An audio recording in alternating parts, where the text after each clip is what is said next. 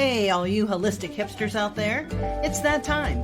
So grab your chalice of choice and sit back and sip along with us. We would love to welcome you to the Tea Podcast, where we spill the tea on all things holistic in the pet grooming industry. Let me introduce you to our hostesses with the mostesses.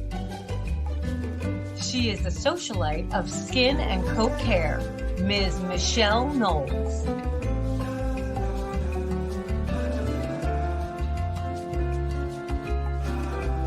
And the queen bee of all things oily, Ms. Melissa Conti-Diener.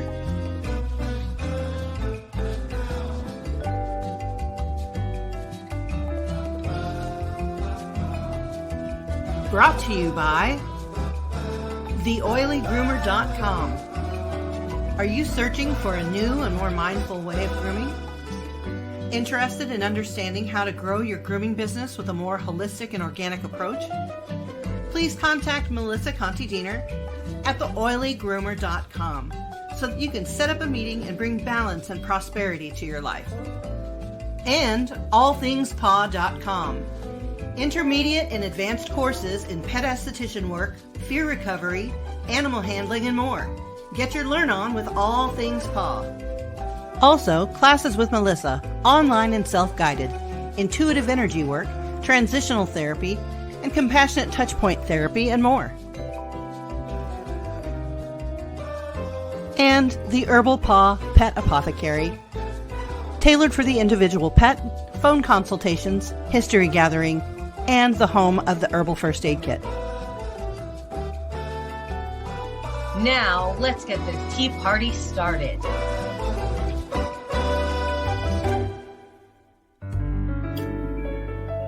Alrighty then. Happy New Year, everyone! Yeah, yay! We made it another year. We woke up again. Yes. Clink your teacups. No doubt. Whew, that was a tough one. That was a close call, if you will. Interesting year. Very, very interesting year for sure. Yes, absolutely. So what's in your cup, Michelle? Oh. Start this new year out with some tea. Give us the tea on your tea. Hold on. Wait. Bam!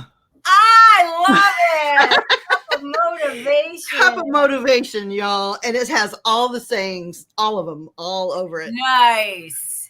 Great That's days what's take up, time. Stay positive. You are unstoppable. Work hard. Today's your day. You so got this.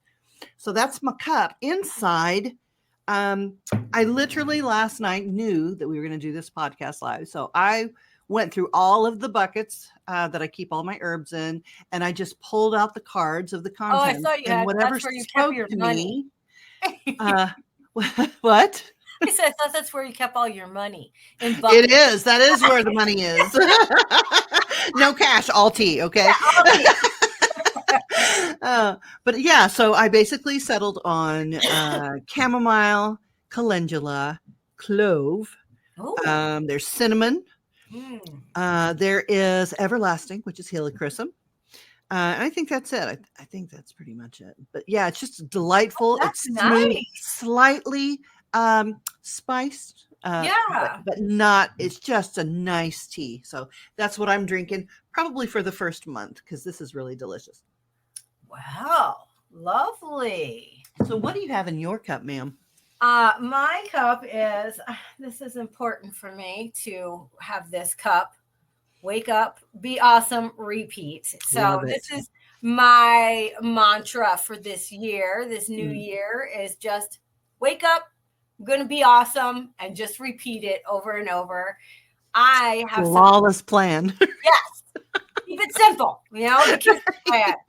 So absolutely. This is some beautiful Rubios. So which Happy New Year, Anita. Oh yes, Happy New Year. We're so used to bantering, sometimes we don't even look over at the comments. Yeah, it's a private conversation. We just invite people to watch us. It's true. Oh well. But this is my Rubio. So Rubios has a lot of benefits, very high in antioxidants, and I am a type 2 diabetic. So this has been known to help balance blood sugars. So So cheers to you all this new year. Absolutely. Wonderful New Year's Here, Day. here. So wake up, be awesome, repeat, stay motivated for sure. Michelle needs to let us know what our topic is with her wonderful computerization skills here. Oh, Ready this word? I love when I make up my own words. Computerization. bam! Yay! New year, new view, new you. Yes. So that's the name of the game today on our hour. Yes. So can I quickly commandeer the space for a moment to just Absolutely show you the coolest thing I've gotten this year? It was a Christmas gift from my sister Amanda and my niece Sophia. And they were at a local craft fair. They came across this, and it was earlier in the year. And they purchased it. They were like, oh my God, my family calls me Mimi. And they were like, oh my God, Mimi, we had to buy it as soon as we saw it. We knew it was you. So this has to be hung back here with all my ephemera. But right now it's sitting on my desk because I love it so much. I don't want it to be away from me. But here it is.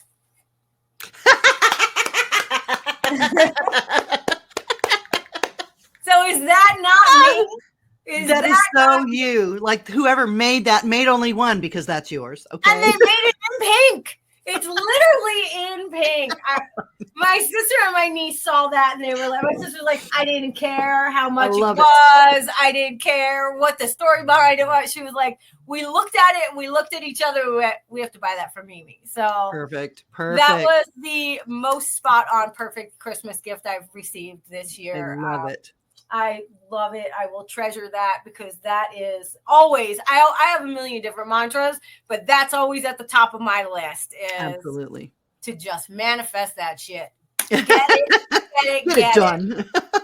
Get it done.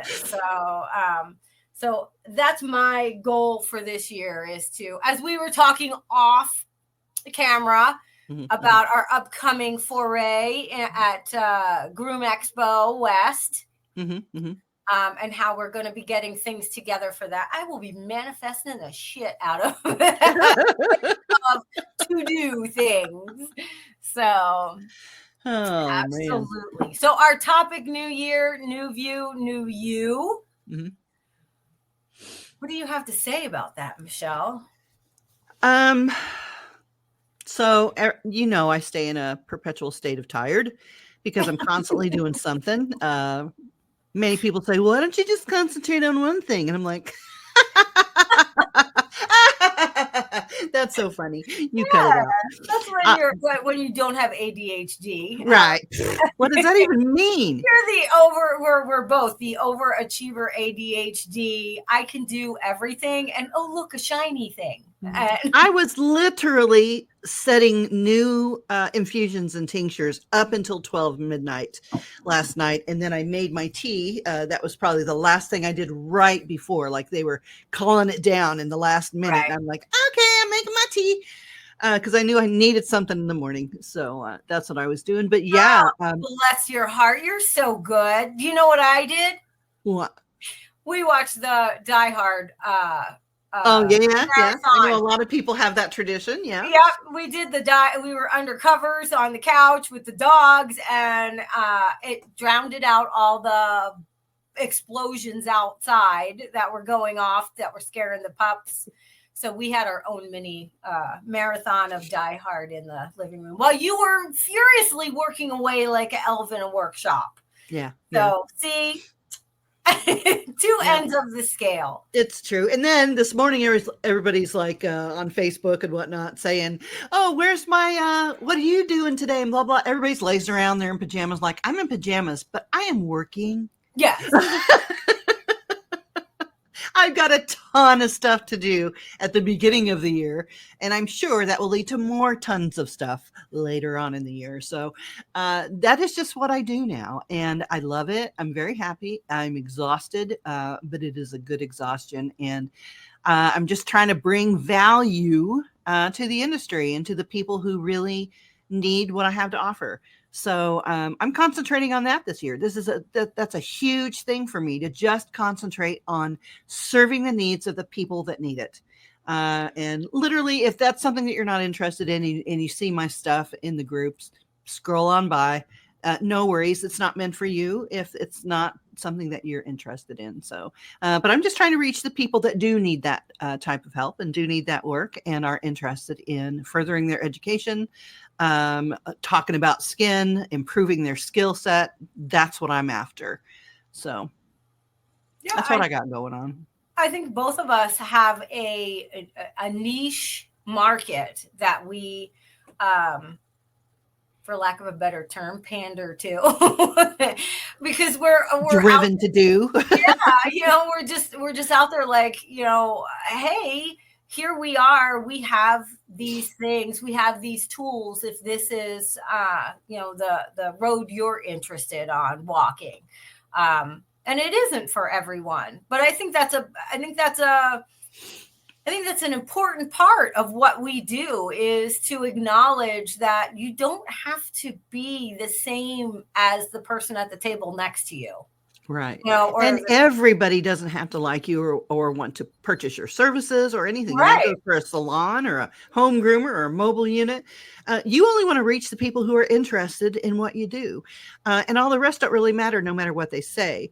Love them still and be available for them when they are ready. But absolutely, if something turns you off about somebody who's selling something or marketing something or instructing or whatever, and it's not for you, wish them well. Scroll on by and just move on. But know the road that you want to go down. Yeah. Because when you know that, I think those doors start to open up more for you. Those opportunities, like I know that I've spoken to people in the past and like my energy work classes, and they've said, oh my gosh, I've always wanted to take these, but I've been leery to take them outside of the grooming industry. Like I think it's interesting to have that slant to it, that from a groomer instead of, what we would consider a lay person, somebody that's not a groomer, that's not, doesn't work with pets in the way that we do. So by knowing that and by seeing that, that opening, I feel like those doors open for me as well as open for those people that have taken my classes. So it's important to know what you want and to look for that within your community, because we're out there.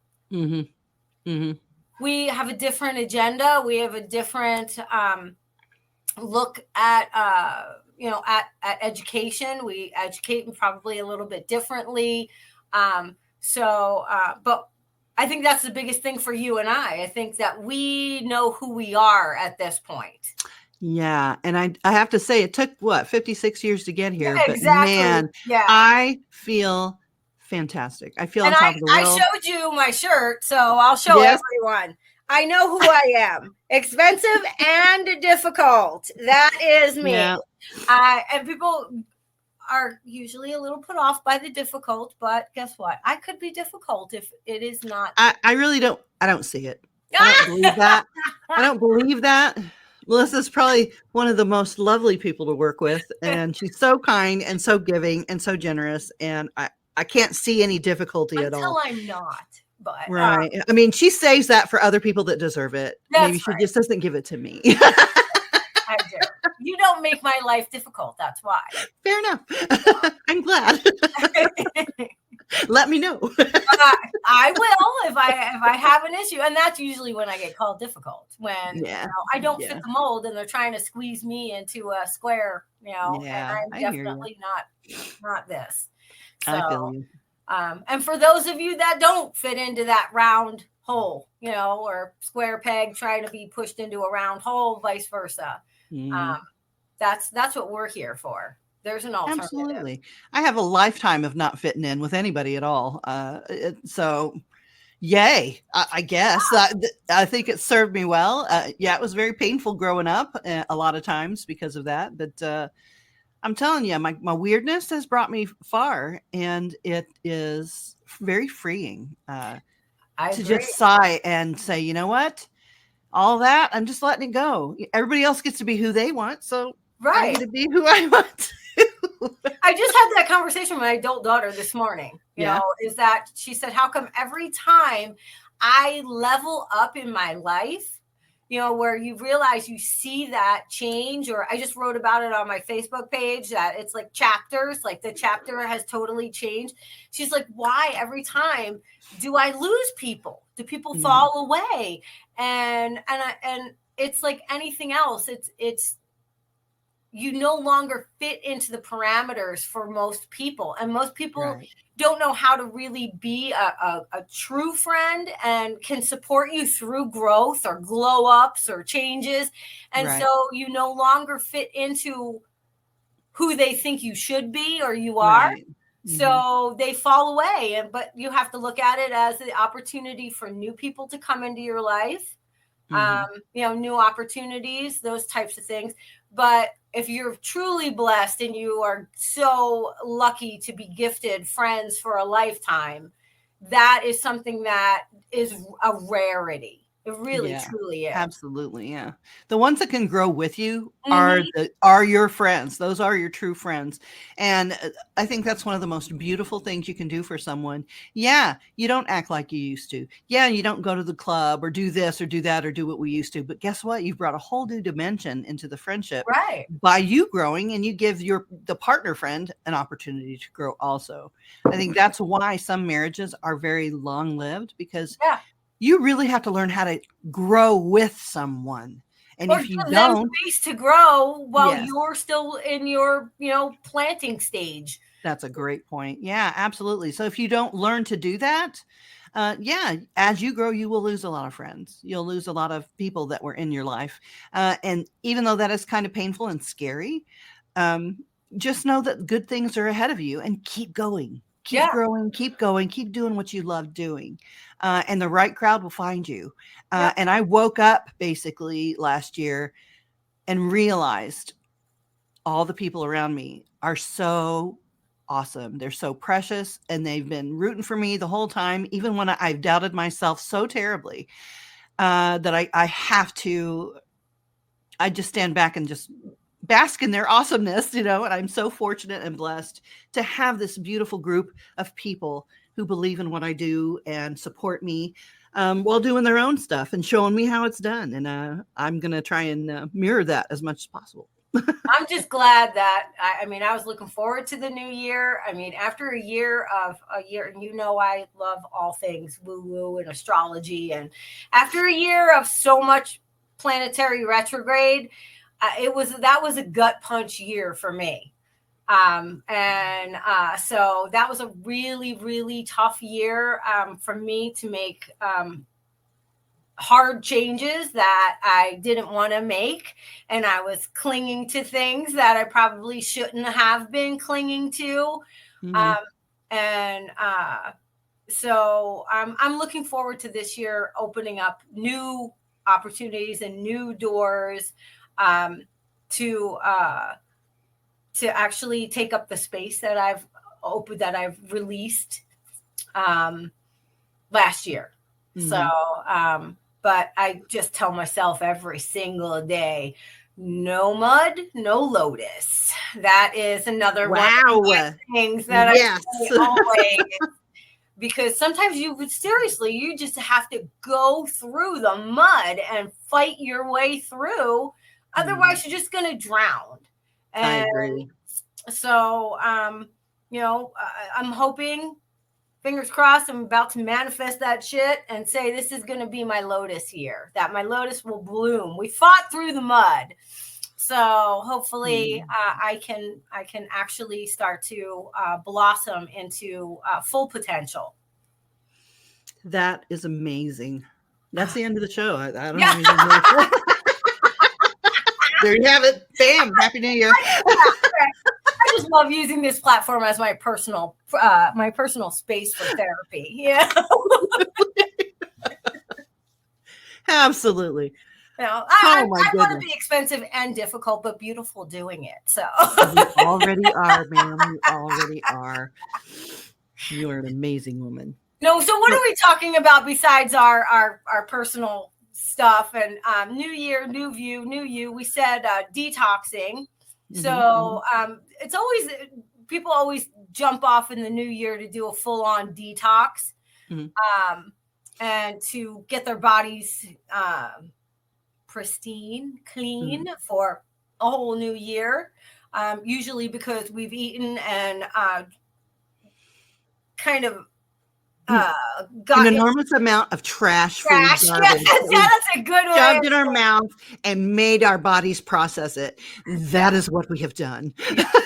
So now we're trying to be like, okay, we need to get rid of all that. Yeah, but I do want to say cleansing is not fasting. Right. Cleansing is not starving yourself, and cleansing is not making some weird concoction and drinking it while you're fasting.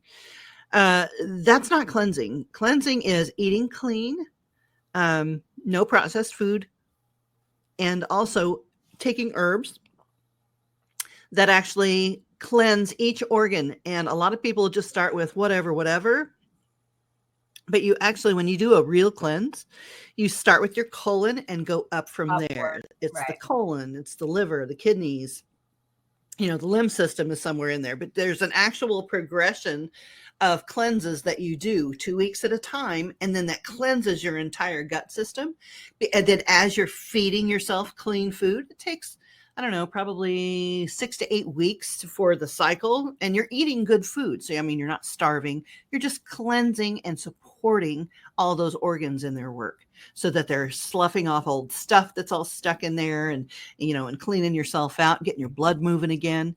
So that's really, I would consider a true cleanse rather than a fast food type of cleanse, or those detox drinks, people. Right. Detox drinks, if you read what's in them, how are you detoxing? But they're basically laxatives, honest to God. I mean, that's really what they are. So, I mean, yeah, make you go to the bathroom a whole bunch, and yeah, it's going to clean out whatever is readily available in the gut. But then after that, you really have not supported or actually cleansed the actual organs that need to be. Right. Just like we say with the skin, it's one thing to remove the bacterial infection and another thing to re-nourish it, to bring it back to health. So you can't just stop at, okay, I've pooped a lot, basically. Okay, I'm clean. Well, you've not supported any organ. You've not replenished any flora or gut biome or anything like that. So, I mean, there's a lot you can do gently. It shouldn't hurt. It shouldn't make you flush. It shouldn't make you feel tired because you're eating clean food and you're just using gentle herbs to slowly support your organs. So, and like with anything else, if you're cleaning up your body, you need to also declutter your mind and declutter your emotions and start to detox yourself from things that no longer serve you. I actually did a detox earlier in the year. So that was extremely painful. Yeah. But I have been blessed with friends that were able to support me through those times that, I would have rather been sick to my stomach than sick emotionally, feeling like, oh my God, I don't know how to separate myself from these things. Right. So, but it's important to take stock of who and what is in your life and what is motivating you and moving you forward and who is supportive and who isn't. Right. And start to make your way through that labyrinth of emotions and reasons why you keep these bits and pieces in your life. Because if your mind is sick, if your emotions are not healthy, your body can't function either. Right. So I think it's always interesting that people they get their mind right, or they start actually naturally detoxing when they have an intellectual crisis. Yes. And they don't realize how closely we are connected with our thoughts. Our thoughts rule our body. Even if we're hiding something that we're afraid of and is causing us anxiety, it affects you because to your brain and to your chemistry, your body can't tell what's real and what's not. It just knows the feeling is there. So it's going to chemically support that feeling. Right. So you literally can change your own mind, change your own health make a decision, even if it's scary. And I'm telling you what, no one is more anxious and weird and scared than I am to do new things. No one. But Melissa has seen me time and time again throw up on the way, but get it done. Literally, sometimes I just have panic attacks. And I know that's hard for people to really understand because, I get told a lot of things like, oh my God, I wouldn't think that you were anxious. You just seem so confident. And I'm like, well, I'm confidently throwing up. Yeah. Inside my mind all the time. Yeah. This is what it's done with. Yeah. Okay. Because it is scary for the first time. But once you do it the first time, you're like, what was I even afraid of? So now I'm going to go be anxious about something new. Right. But I always push through it. And Melissa's seen that happen over and over and over with me. So it's possible for anyone. You can do it. You can move through your fear. Everybody's fearful. The most courageous people are fearful. They just push through it and get the thing done. Well, I think we turn that fear, and it doesn't mean that we don't get anxious or we don't have anxiety attacks or any of that, but I think we use that fear to propel us into whatever it is that we're trying to move into, because fear stops you. It literally stymies everything. Yes. And so if you don't push through it, you're going to remain where you are. And we all know and there's nothing wrong with let me just preface this by saying there is nothing wrong with staying where you're at if you are truly happy where you're at. If that is where you are comfortable and you feel good and you're like, hey, I'm good here and I've created a homeostasis for my life that I feel like this is where I need to be. Yeah. Fantastic. Good for you, because that's what most of us are trying to get to. But for those of us that feel like we are looking to try to find ways to get there, we can't stay stuck in fear. Because that stops you from literally stops you from moving forward. Right. It keeps you in that perpetual panic attack, that perpetual, well, this could happen, that could happen. Or if I stay here, nothing happens. And I always think to myself, because I have achieved the pinnacle of fear in my body chemically, like I'll take it to the next level because, overachiever. But I think to myself right before I have to do the scary thing, I'm like, am I going to be more or less scared than I am right now? Because right now I'm at the peak capacity of fear. So I figured to myself, well, I'm going to be afraid anyway. So I might as well do it because it's no different for me. Right. And then when I do it, it actually alleviates that fear a little bit. And I'm like, oh, okay. So that gives me confidence to do something else that's scary, and I have snowballed that. Still get anxious, still get weirded out, still am afraid to do the new thing or dip the toe. But now I have the confidence over a period of time of being able to do it. Now I can dip my toe in a lot easier. Now I can try that new thing a lot easier because I've had practice. I've had practice moving through the fear. And I feel like it's probably always going to be a part of me, a part of my makeup. Who knows? I may get rid of it sometime. I don't know. Sometimes it can be crippling, but we work through it. You just work through it because I don't want to live the rest of my minutes not doing the things that I wish that I was doing. I want to be able to do all those things and look back and say, yeah, I was scared. It was crazy, but I did it. Look at all the things I did, and I'm proud of that. I'm proud of my accomplishments, and I got a lot more to do. We're both going to be in Pasadena. Yeah. For the first time with a booth. Yeah. This is the first time it's going to be so cool. And just being just part of the educational circuit, we're actually going to be in a booth and have product and have games and have giveaways and be able to interact with everyone. And it's going to be so much fun. It's just going to be so much fun. Yeah. If you hear all the laughter and the carrying on, that's our booth. Yeah. We're either going to be 303 or 403. Okay. depending. So we're Oh, waiting. I hope we're 303 because you know me and numbers. So 303 is a good one. Well, we're officially 303, but we might get changed, but I don't know yet. But stay tuned because we will let you know. You know me. So Mhm. I'm that's my part of my weirdness is, numbers and all that. Like when I But bought my 403 house, is the benefit of 3 and the stability of 4. So I mean, can you hate that? that's You right. can't. I'm always looking at the hidden meaning of things, even when there's Mhm. not a hidden meaning. My brain just likes that. So Yeah, I hear it you. just I hear you. makes me happy. So, Mhm. Yeah, there was a time in my early adulthood that I went a whole year mad at the number 5. Don't know why. Don't know why, but I would not go in the grocery checkout line if it was 5. It was just a weird 5 year for me, and there you have it. But I got over it, and after that year was over, I'm like, okay, I can like 4 5 again. and it wasn't 6. So Okay. Just mad at 5 year. I don't know. No, I think that a big part of the new year is always a lot about making resolutions and making these setting up goals and all that kind of stuff.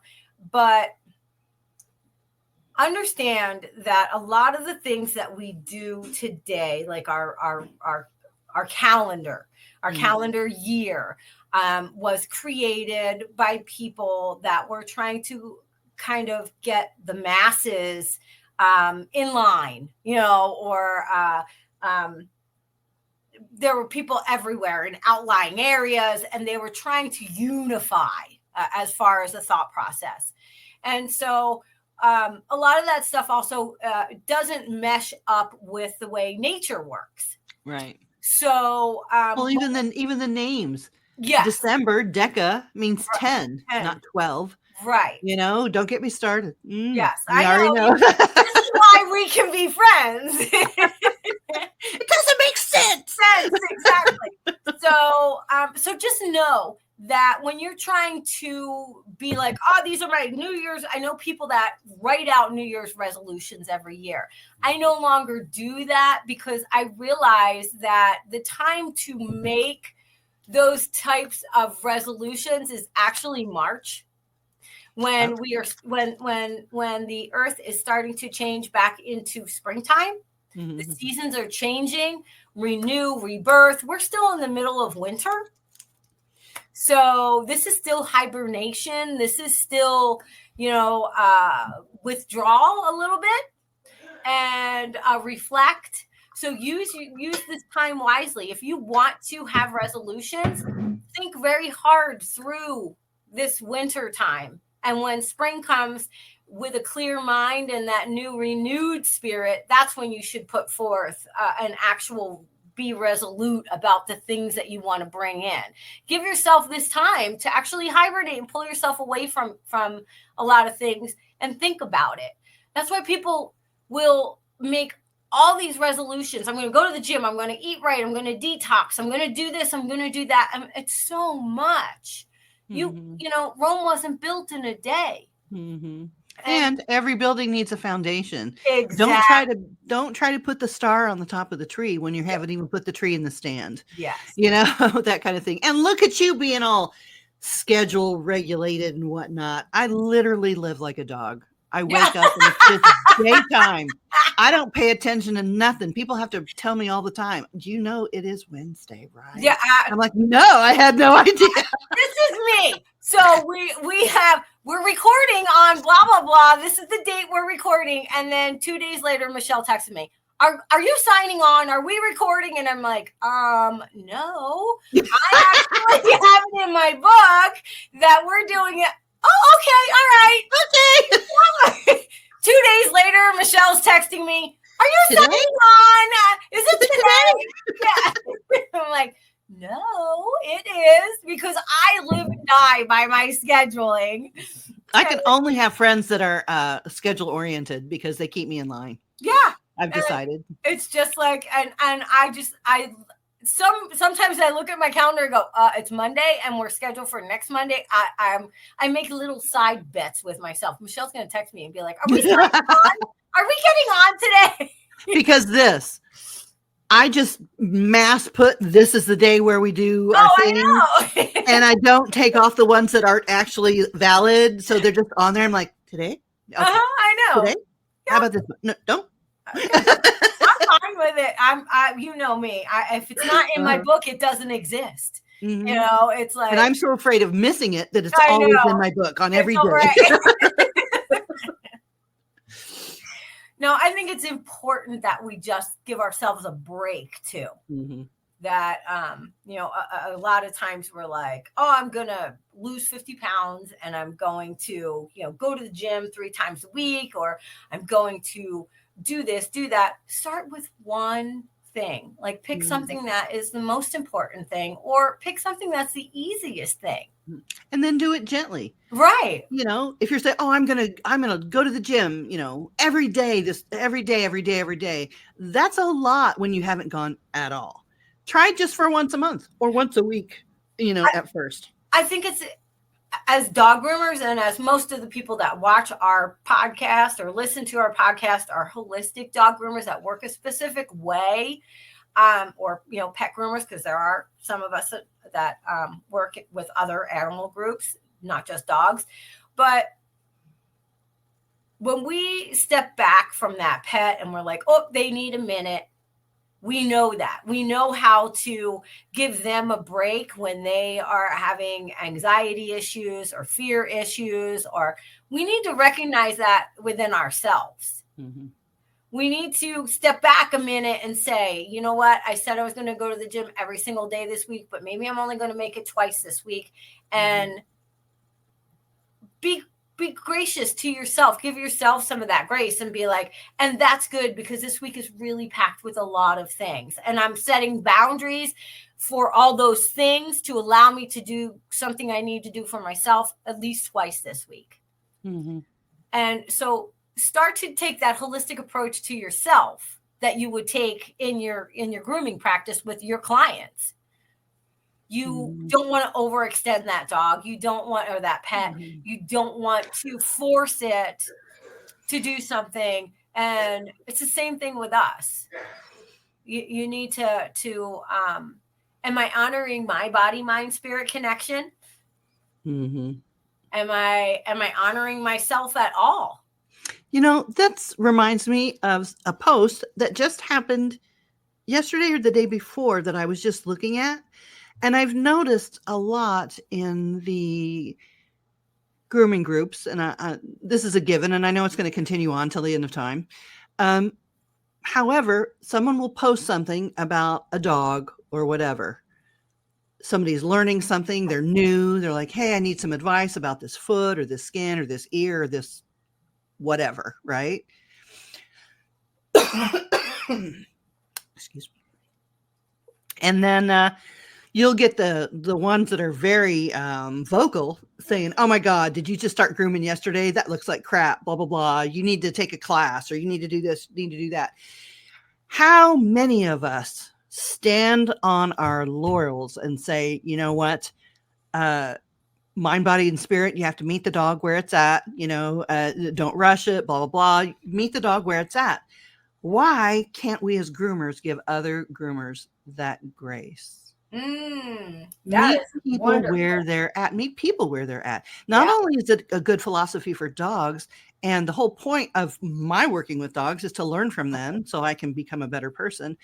Take the skills that you have learned with dogs, because we all have heard, oh, I love dogs, but I hate people. I hate the clients, right? Well, they're animals too.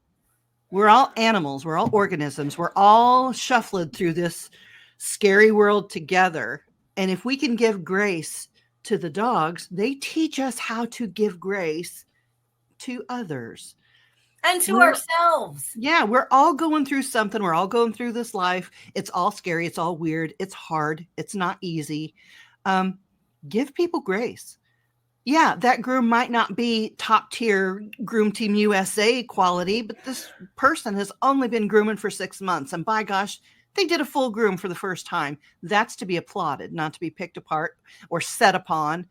Even if they have the trim wrong, or the line isn't wrong, or the line isn't right.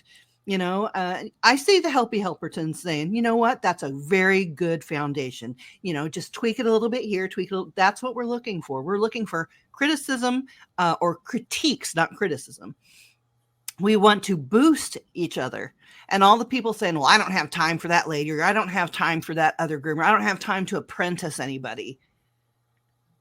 You don't know how much you grow by teaching someone else. They make you feel dumb, because they'll ask questions you don't have answers for, and you have to go research that crap. And it makes you grow. And a lot of people are like, well, certification doesn't mean anything. It's just a piece of paper. The process of getting certification through IPG or National Dog Groomers or ISCC Society, or all the ones that are coming up, the process of getting your certification teaches you how important certification is. I was a huge naysayer well into my career, and I broke down. I'm like, you know what? I'll just do it. I'll just do it just to say I did it, and it's just for me. Marketed properly, it takes you to the next level. You learn so much. And I myself, everyone, when they were beginning, has that handful of dogs they hope no one ever sees and no one took a picture of. The first cocker I did, I cut a line so hard into that pattern that you could cut it with a tomato. You could cut a tomato with it. Like, it was hard. And I remember being so proud of it. I didn't know nothing. We all have that. We all started somewhere. Let's boost each other instead of tearing each other down.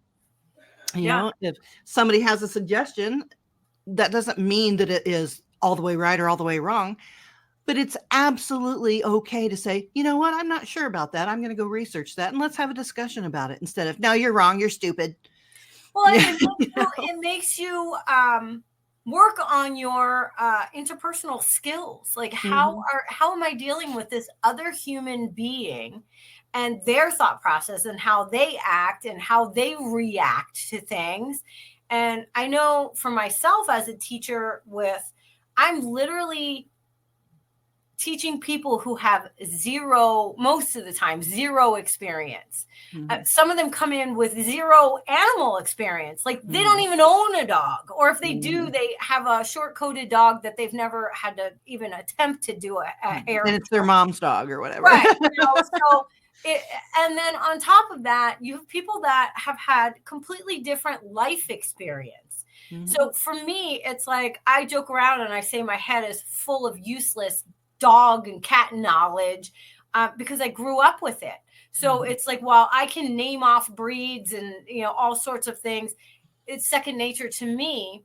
Does that make the person that I'm working with less intelligent because they did not have that type of upbringing?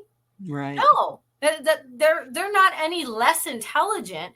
They just have something different in the way of perspective to bring to that situation. So I think teaching humbles you. You have to be humbled a lot. You have to be as a teacher. And so even if you're in a salon situation and you're not a teacher, you're not a mentor, but you're working next to someone who is new to grooming and they ask you a question, you have to think of ways that, how are you going to answer this question without belittling them or make them feel like you are unapproachable. So it literally forces you to work on those communication skills, the active listening skills, and my favorite, to be in the non-judgmental zone. Because as a human being, it is our first go-to instinct to when that question comes out of their mouth, we're instantly navigating that statement for judgment. Like, where is this person coming from? What are they trying to gain from this? And a lot of groomers, and I've seen this because I've worked in a lot of different grooming atmospheres, a lot of groomers will shut people down. Oh, I don't share that information. Or I I don't help with, you have to learn. I had to learn this on my own. You have to learn this on your own. But why? Why? Why? Well, because if you feel competition with the person next to you, I actually feel sorry for you. Mm-hmm. Because you should not be in competition with the people you work with. Right. And you should not, the only person you should be in competition with is yourself, to be better than you were 5 minutes ago. Mm-hmm. And so when we're looking at that, I think, because we say here, new year, new view, new you, I don't think the media makes us think new you. Every year you have to turn into this new, completely new creature, new human being. But there are subtle changes that you can make to yourself and how you view the world around you and the people around you. I consider new you being the you already are. You're just too afraid to express it. Right. Yeah. And learn how to express yourself. Mm-hmm. Mm-hmm. I think that's Anita, shields and spears, baby. Yeah. Shields and spears, no doubt. Viking, yeah. You can say vibing. I'm saying shields and spears. Yeah. But we are Vikings. We are totally just trampling on all the old ways and just coming in and being like, listen, this is how we should be creating a camaraderie between us. We do not have to agree. Right. Anita, I am half Norwegian. So yeah. Viking all day, every day. Viking all day. My people are far too small to be Vikings, but well, I'm pretty tiny. But I'm support staff. But we'll carry the heavy stuff. We'll do the heavy lifting. So yeah, my background is not Viking at all.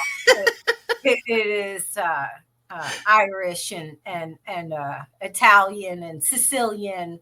So, which is very, very, very strong personality, that Mediterranean going on there. So we're swarthy. We can handle that with a little bit of that Irish can-do luck in there. So yep. We're pretty good that way. I think that it is a huge part of this industry to try to compartmentalize people. Okay, so I'm about to spit out some truth here. Ooh, I'm ready. Hold on. Wait. Yeah. Carry on. And I think that there are some of us out there that refuse to be put in that into a compartment, who refuse to be constrained by processes and say, oh, you do this, so you are this, and you do that, and you're that. And I just, and that's one thing that I think that I work so hard to try to overturn that apple cart. Well, it's not possible to fit me in a box. Every time I fill out a form and I have to write down what is your job description? I'm like, yeah. Oh, it's What is what I do called? Well, and what is, I usually, every year, I usually update my resume just to have an updated resume. And last year, I guess it was around the beginning of December, I was like, I really should redo my resume up, get it reset, whatever.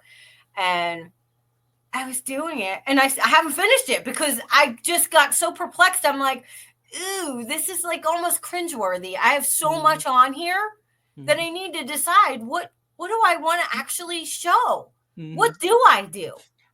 I just put all that crap on the paper, and then I kind of Will Smith it. Yeah.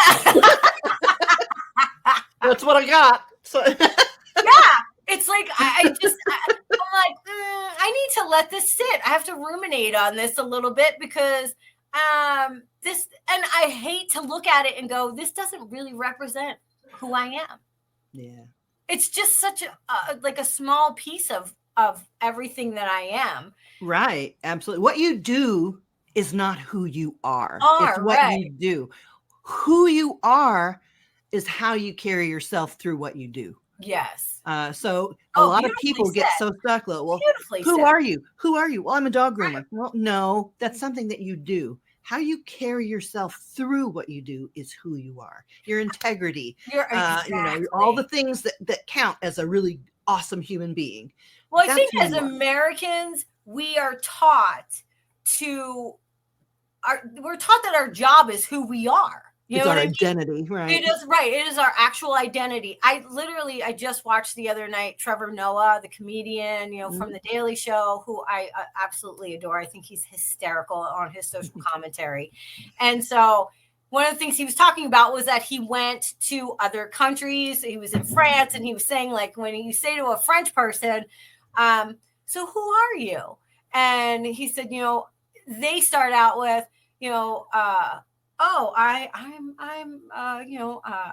they'll say their age, they'll say where they're from. He said, and then they'll talk about, I love to go for walks with my friends and and listen to music and blah, blah. He's like, because the French, their job identity is the last thing that they are. And he was saying about so many other countries are like that. But in America, when you say to somebody, hi, I'm blah, blah, blah. I'm Melissa Conti Diener. And you are, I'm Michelle Knowles. I'm a groomer. Mm-hmm. We're trained to say that as like, that is our part of our identity. So that's why when we change careers or even shift within the career we are in, we have an identity crisis, which I mean, who am I now? Because I'm not that anymore, right? Right. Because I'm not behind the table anymore all the time. Right. And so it's like, am I a groomer anymore? Am I a cat groomer? I haven't groomed a cat in probably 9 months, if not closer to a year. Does that take that skill away from me? Mm-mm. No, you still have the skill sets, but it's not who you are. Right. So, and I see that a lot with us is within our social group of groomers, that we see a lot of this identity crisis, where we are shifting and trying to stay in an industry that we love, but we have to come up with a new way to look at ourselves. Absolutely. Yeah. Yeah, I think we all still have something to offer, even when we're done grooming. I think all groomers who stop grooming should teach. If you can stand it. It's not for everyone. Right. But if you can stand it, make more, because we need more groomers. We really do. We need more estheticians. We need more people caring about breeding. We need people who do all the things that we do, because we're dwindling. And dogs are becoming more multitudinous in the households in America and everywhere else. So the more you make, the more groomers you can mentor, is absolutely, that is the goal, so that all these dogs get helped. And through helping dogs, you help people. Yes. Meet them where they're at. Love them through it. And maybe they're not your favorite person, and you don't have to love them and have tea with them and buy them lunch, but you can certainly have a little bit of compassion for them as they go on back out your door. Anita, excellent. You want to try to educate? Oh, fantastic. Nice. Yeah. DM Melissa. We will hook you up. We will put you in the right direction. Absolutely. Well, I think a lot of people think the same thing but I need more education, but I need more. Honestly, if you learn a new skill and you now have that new skill, teach it to someone else. Mm-hmm. Maybe you're the best at face, feet, and fannies, and you haven't learned a bunch of breed trims. Guess what? You are now someone who's able to teach somebody else how to do face, feet, and fannies. Exactly. That's how you work. And then you build up from there. Just because you're a teacher doesn't mean, okay, I'm a teacher now, I know everything, and then I just expound my knowledge throughout the universe. Guess what? It's tough. You're still a student, And then you're teaching also, because like I said, they're going to ask you questions that you don't know answers to. So you have to go and consult with your colleagues. You have to go and research it in some papers or find out somehow the answer, and then either say, I couldn't find an answer to that, or this is what this is. So, I mean, you just never stop learning. No, I think one of the most empowering things a lot of my students get is to, even though they are still students, is to take a moment and help another student with something. That's beautiful. That they have already, mastered. Like, oh, they know how to do a beveled foot, and somebody else in class is struggling with that. Or they can do, a nice teddy bear head, and somebody else is just, they just are struggling with getting the visor or, whatever it is. And I'll say, hey, can you go over and just help them for a moment?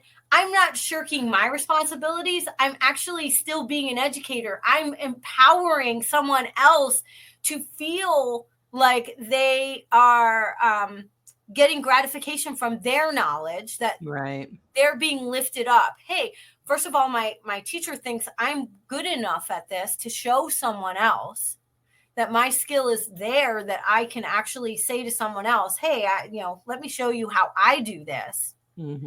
And some people will struggle and they'll be like, oh my God, no, I could never tell somebody else how to do this or show somebody else how to do it. I don't even know how I do it. Right. But a lot of times that student it refocuses your brain off of that, being in that ego in yourself. And now you're focused on another person and another animal. And you have totally shifted the paradigm of what their role is in that moment. Right. And for me, I think that is the most important part of being an educator, is allowing people to see what it's like to actually help someone else. That's how you get the fire going. I'm telling you. If you're just constantly telling people, oh, no, I'll show them, you're not ready yet, that's ridiculous. Let that person show them, and then show them how you do a foot, and then compare the two, and then everybody grows or whatever, but allow that to happen, because that's part of the growth. Allowing that growth is part of the growth. Yes. We don't allow students to grow, or we don't allow others around us to learn from us, but they have to be able to step into that light. It's called structured discovery. It's an actual term. You allow people to make mistakes and learn from them while gently guiding them on the outside, but you allow them to make those little mistakes. You're just there to make sure they don't make the big ones. Right. That's a term I learned from my husband. He teaches adult blind people living skills. And structured discovery is, you do hand them a knife. You show them how to pick it up off the counter, and then you let them chop potatoes with it. Okay. And yes, they might get cut, but you have some Band-Aids in the background. Right. We have to learn. And if you don't handle the knife properly, you're going to cut your finger. Yeah. But it's important to let them experience that. And hopefully they don't cut themselves, but they'll learn knife skills at the end of the day. They'll learn how to live, learn how to use the microwave, learn how to, groom a foot. I literally would hate it if somebody just regularly shaved a short-coated dog. However, when I was coming up, I learned how to do clean feet on my pit bull, because she's the only dog that would just let me do anything. And I felt safer with her. And she just let me shave those little tiny eyelash hair feet. But I did. And that's how I learned how to do that. So, I mean, there's a lot of ways to do it. Let's just try to not hurt each other as we're learning. I think that we have to give the space to each other, even if you're not an educator, but you're approached by someone who says, can you show me how to do that? Or how did you get that foot to look like that? Or how did you get that face to look like that? Or, oh, well, I've been doing it for 20 years. That's how. Wow. And so that automatically shuts that down. And I think it's important to keep those lines of communication open. That person sees the value in you and what you're doing, and not see them as a threat. And not only that, if you do get rebuffed, by somebody who you admire or who is an instructor or you feel is on teacher mode, and they're like, oh, no, you're not ready for that or whatever. Again, they're still human. Meet them where they are. Right. They probably got stuff going on. Maybe they're going through some stuff, just give everybody a little bit of grace. I think that would probably be my mantra for this year is I'm going to try to give everyone grace. I'm human too. I'm not perfect. I will preach it and I will live what I preach. However, I got my moments, I forget, or I get into a hurry, or I'm anxious and I may bite out at somebody and I'm like, no, sorry. That is not how I want to be. That's not what I meant. I'm dealing with something, it's me. It's not right. you. But it happens. We're all human, Absolutely. And we need to interact with each other like that. I think because of social media and stuff, we get very accustomed to being the only voice. Right. Like you could say anything you want on the internet and people can, say and be this whole different persona. Mm-hmm. So I'm more interested in the discussion. I want the dialogue, somebody will say something. I'm like, hey, well, let's discuss it. Let's just discuss it. It's not personal. It's not me or you. It's the thing. And a lot of people don't understand when you have a discussion of something, it's not you against the other person. It's both of you against the topic. Right. Okay. So you are there to discuss that topic. So you're on the same team, even though you may have a different views. Different opinions. Right. Yeah. But you're both against the topic, not against each other. And that's something that takes practice. It's very easy to fly off the handle or get, what's the word for it? Upset about something somebody said in the moment. But stop and think about what the words are. Did they accuse you, or are they saying something that makes you uncomfortable? And if they're just making you uncomfortable with what they say, that's a topic worth discussing. Find out why it makes you uncomfortable. Find out why. You may learn something about your own self just by talking about it objectively. That's really good advice. Really good advice. Because people do not know how to do it. Yeah, it's different. It's a skill, and we're constantly working on it. Like everything else. We love all of you, and we are going to be back not this coming Thursday, but the next Thursday after that, and we will be practicing our people skills over and over. Well, Michelle is actually hoping to bring in some more guests as well. Yes. Yes, I have a guest lineup this year. I'm going to be making all the schedules. So we'll see how that works out. That's going to be my new skill. I guess I'm working. That's her new year, new her. That's right. So we love you so much.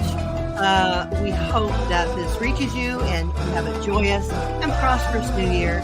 And may your next sip be just as delicious as yours.